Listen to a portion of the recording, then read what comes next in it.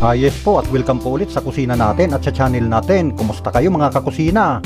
At samahan nyo ulit ako sa panibagong putahin na ating pag-eksperimentuan. Kaya't huwag na po nating patagalin at umpisa na po natin. Una po, maglagay po tayo ng mantika sa pinainit na kawali.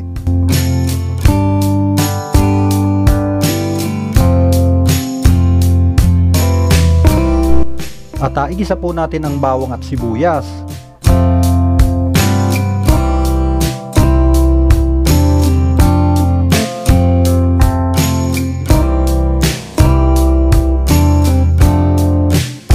At pagkatapos nating igisa ang bawang sibuyas, maglagay po tayo ng tanglad.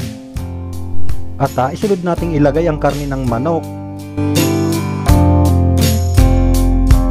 At pagkatapos nating mailagay ang karne ng manok, maglagay po tayo ng crack na paminta, pamintang may dahon. At maglagay din po tayo ng bitchin, pati na rin po ginisa mix. At maglagay din po tayo ng kaunting brown sugar. Maglagay din tayo ng Knorr liquid seasoning, yung original po. At haluin natin tong mabuti.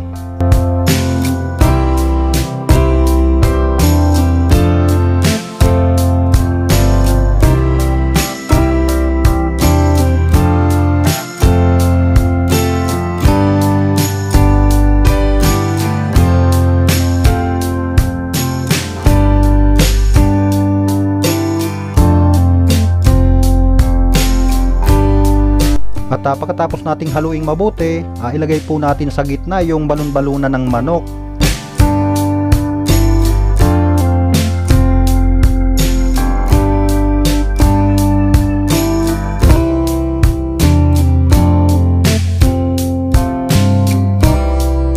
Haluin ulit natin tong mabuti.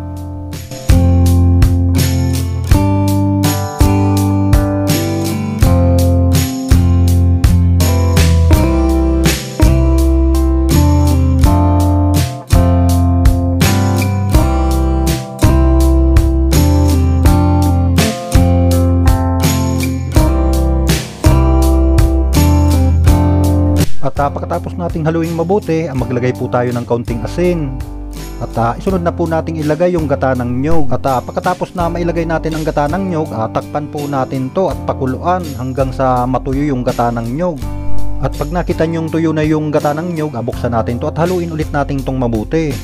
At pagkatapos nating haluing mabuti, maglagay po ulit tayo ng purong gata ng niyog. At pagkatapos nating mailagay ang purong gata ng niyog, antayin na lang po natin siyang kumulo hanggang sa medyo matuyo yung sabaw niya. At pag nakita nyong kumukulo na siya, ilagay na po natin yung atay ng manok. At haluin ulit natin tong mabuti.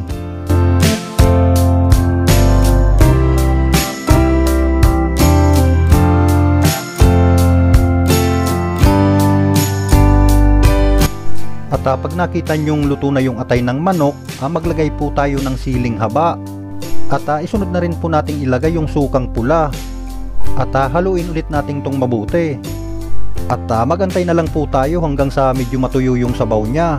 At okay na po siya, pwede na po siyang hanguin. Yan po mga kakusina, mapaparami na naman ang kanin natin ito.